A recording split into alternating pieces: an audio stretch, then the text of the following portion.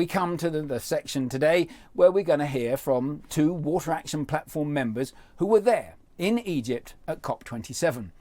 Our on-the-ground contacts were Rami Ghandour, Managing Director at Metito, and Antonino, Manus, known as Nino, a partner at PwC. Now, we interviewed them separately, but asked them very similar questions, thereby enabling the opportunity to blend the two interviews together. It's worth noting that we interviewed them during the middle of the COP27 conference. It had not yet completed. Now, what's absolutely fascinating is their quite different take on how things went. I am Rami Ghandour. I work for Metito Utilities. Metito is a developer, investor, owner, operator, and separately a constructor of water and wastewater facilities. So these are water reuse, desalination, bulk water supply, industrial water, etc. We have a series of landmark projects, including the world's largest reverse osmosis and the world's largest water reuse facilities. Equally as well, we're very active in terms of public-private partnerships, having done the first public-private partnership in the water sector in each of 7 countries. And actually being here at COP is very dear to my heart, because our first public-private partnership project is the desalination serving Sharm el-Sheikh here. So we supply about 50% of the hotels along the strip in Sharm el-Sheikh. We supply 63 hotels to be precise, with water and waste, with desalinated water requirements. And so a lot of the participants at COP are, should we say, showering in our water. Good day, I'm Nino Manus. I am a partner at PricewaterhouseCoopers within the South African practice. I am a water expert, and I've got 23 years experience both working in the public sector as well as the private sector.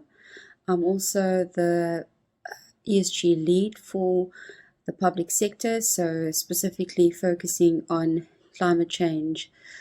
For me, I'm one of the relatively few private sector participants. So it's always interesting for me to see a different perspective, those of many of the different stakeholders that are obviously involved and affected by what's going on, and learning from them and understanding their point of view. There was a lot of new topics that was discussed.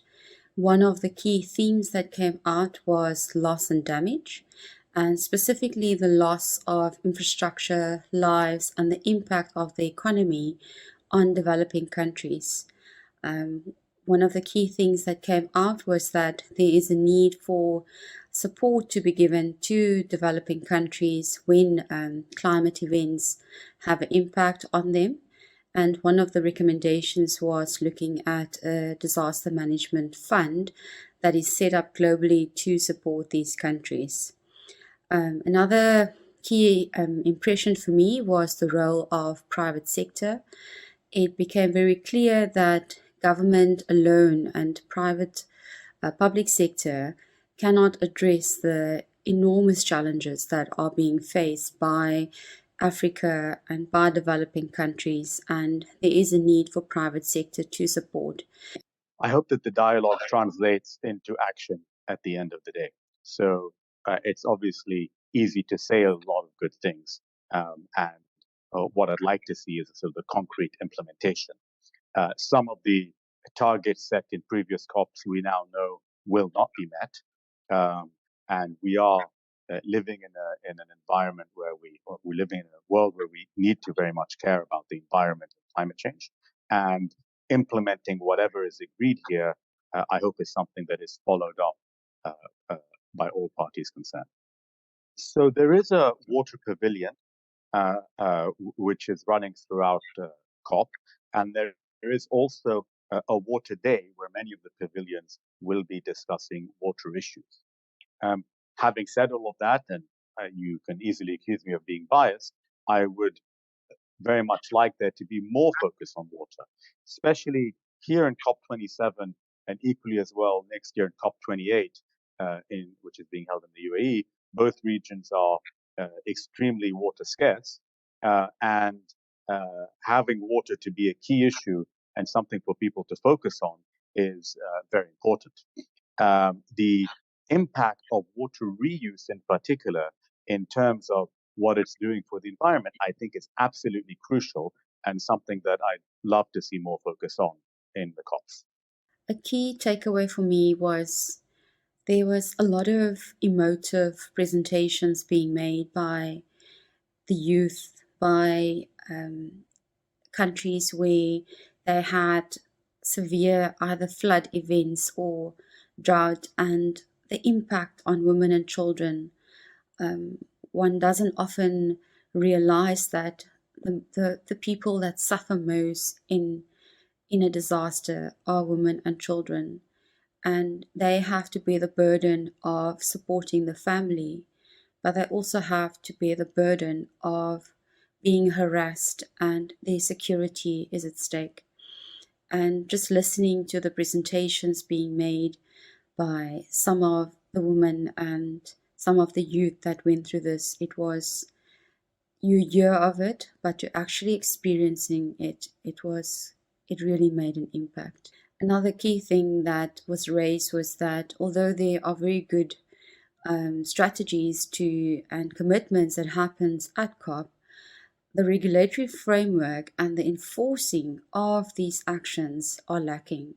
And I think that is something that perhaps needs to be addressed going forward as well. One of the things that was raised that was quite bad for me was one of the presenters indicated that even though fossil fuels is one of the biggest contributor to climate change and the effects on planet Earth, and it has not been directly discussed at any COP as yet. And although it has last year been touched on briefly, there has been no in-depth discussion on that.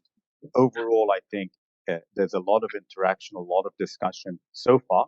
I hope that continues throughout it. So in summary, I'd give it, say, a 9 out of 10. I would probably give it a 6 out of 10. Some of the presentations, it was issues that when I joined the water sector 23 years ago was an issue. And it's quite shocking to see that we have not moved on from there. And the question is, what needs to happen for that change to happen? And what needs to happen for us to move forward from addressing basic issues that should be done on a day-to-day basis and stepping up and actually start getting services to communities and start making them aware of the impact of climate change and how government and private sector can work together to support them and to help them to get through these extreme events. Thank you, Rami. Thank you, Nino. It's great to have your first-hand feedback. I was absolutely fascinated at that 9 out of 10 versus 6 out of 10 scoring, and that was from the middle of the conference. It begs the question, dear viewer, as to what mark would you give it now that we know how it all ended? Feel free to put your suggestion in the comments box. I was also intrigued to hear that on one of the days they actually ran out of food at the summit. Now, I imagine that there were 45,000 delegates gathering to discuss the dire state of the world, whilst at the same time getting first-hand experience of just how debilitating hunger, which much of the world's population experience on a daily basis, can be.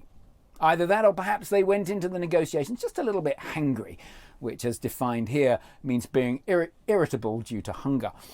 Then again, that might have been a good thing. It feels to me, after 27 of these COP conferences, that the time for social niceties might actually be over.